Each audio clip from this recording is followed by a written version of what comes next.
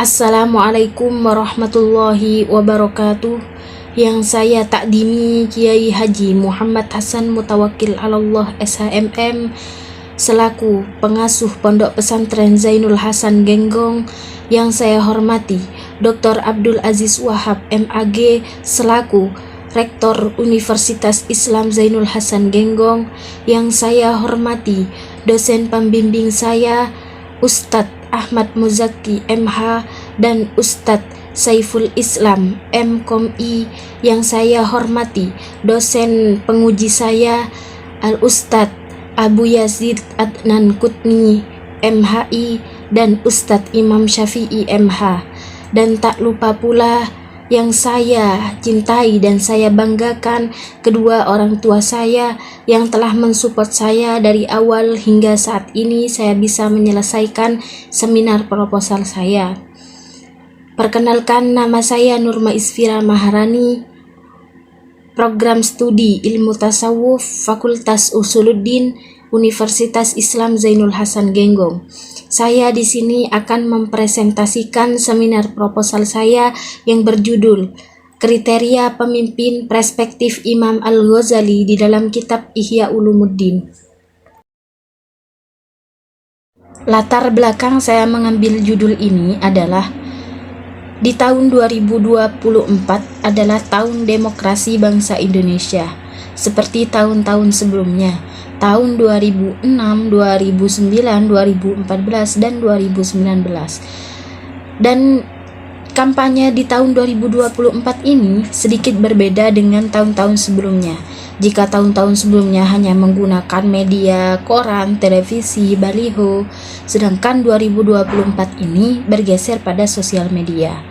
Dan berkampanye di sosial media ini terdapat dua dampak. Dampak yang pertama adalah dampak positif, yakni kita dapat menerima informasi secara cepat, dan dampak negatifnya adalah kita sulit membedakan mana informasi yang benar dan informasi yang hoaks. Rumusan masalah yang pertama, bagaimana konsep pemimpin menurut Imam Al-Ghazali. Yang kedua, bagaimana kriteria pemimpin perspektif Imam Al-Ghazali di dalam kitab Ihya Ulumuddin. Tujuan penelitian. Yang pertama, untuk mengetahui konsep pemimpin menurut Imam Al-Ghazali. Yang kedua, untuk mengetahui kriteria pemimpin perspektif Imam Al-Ghazali di dalam kitab Ihya Ulumuddin.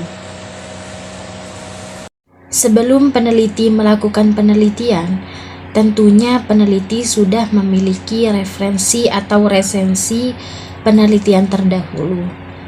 Salah satunya penelitian terdahulu dari M. Fadil dan kawan-kawan yang berjudul Pemikiran Imam Al-Ghazali dalam Kepemimpinan Pendidikan. Dan juga ada dari Zainal Abidin Ahmad dan kawan-kawan yang berjudul Negara Bermoral Menurut Imam Al-Ghazali. Kajian teori. Kajian teori ada dua. Yang pertama, konsep pemimpin perspektif Imam Al-Ghazali. Yang kedua, konsep Imam Al-Ghazali mengenai kriteria pemimpin di dalam kitab Ihya Ulumuddin. Yang pertama, konsep pemimpin perspektif Imam Al-Ghazali. Di sini Imam Al-Ghazali memiliki pandangan yang sangat berbeda dengan ahli filsafat yang lain. Menurut Imam Al-Ghazali di sini tugas seorang pemimpin yang sangat utama termasuk fadilah keutamaan tugas seorang pemimpin adalah taqarrub ilallah, pemimpin yang dekat dengan Allah. Kemudian yang kedua yang ditekankan oleh Imam Al-Ghazali di sini adalah akhlak seorang pemimpin. Akhlak seorang pemimpin di sini sangat penting karena akhlak yang baik merupakan akhlak Rasulullah Shallallahu Alaihi Wasallam. Menurut Imam Al-Ghazali, pemimpin yang taqarrub ilallah, yang dekat dengan Allah, adalah realisasinya adalah pemimpin yang bertanggung jawab, pemimpin yang amanah, pemimpin yang tegas, pemimpin yang jujur adalah realisasi dari pemimpin yang taqarrub ilallah, yang dekat dengan Allah. Nah, di sini peneliti simpulkan bahwasanya kriteria pemimpin perspektif Imam Al-Ghazali di sini yang paling utama adalah taqarrub ilallah, pemimpin yang dekat dengan Allah. Yang kedua, konsep Imam Al-Ghazali terkait kriteria pemimpin di dalam kitab Ihya Ulumuddin. Di sini Imam Al-Ghazali merumuskan kriteria pemimpin karena berawal dari kekecewaannya terhadap pejabat, ulama, raja pada dinasti Saljuk yang mengalami kemunduran sebab gangguan stabilitas keamanan dan perebutan harta.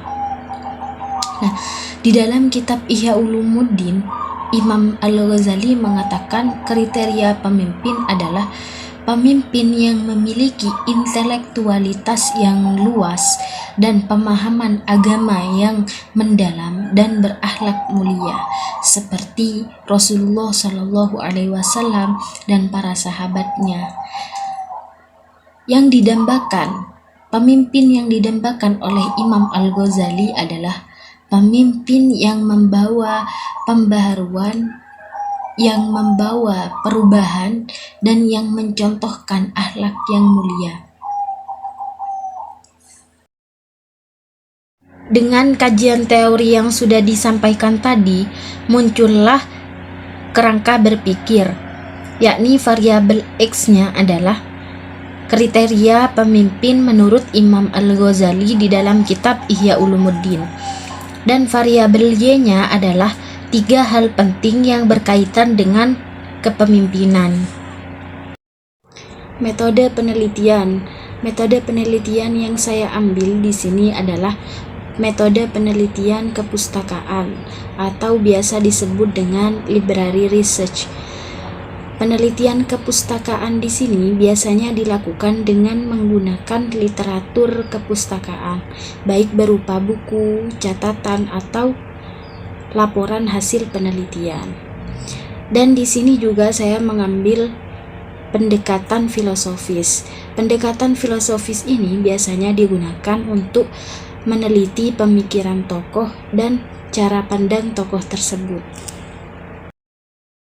Terdapat 2 sumber data. Sumber data yang pertama data primer, yang kedua data sekunder. Data primer peneliti dapatkan dari kitab Ihya Ulumuddin karya Imam Al-Ghazali. Data sekunder peneliti dapatkan dari literatur tasawuf, kitab-kitab tasawuf, dan jurnal-jurnal tasawuf, juga dengan buku-buku karya Imam Al-Ghazali yang membahas tentang kriteria pemimpin. Teknik pengumpulan data. Tahap yang pertama yakni tahap orientasi, di mana seorang peneliti mengumpulkan data secara umum tentang tokoh tersebut dan juga seluruh karya-karya tokoh tersebut dan juga seluruh pemikiran tokoh tersebut. Kemudian tahap yang kedua, tahap eksplorasi, di mana seorang peneliti mengumpulkan data yang lebih terarah sesuai dengan fokus penelitian. Kemudian tahap yang ketiga adalah tahap studi fokus, di mana seorang peneliti menentukan fokus yang akan dikaji dari pemikiran tokoh tersebut. Mungkin hanya ini saja yang dapat saya sampaikan. Jika dari awal hingga akhir masih banyak kesalahan, kami mohon dengan hormat kepada dosen pembimbing 1 dan dosen pembimbing 2 untuk memberikan arahan guna untuk menyempurnakan seminar proposal saya ini. Cukup sekian dari saya. Kurang lebihnya mohon maaf. Wassalamualaikum warahmatullahi wabarakatuh.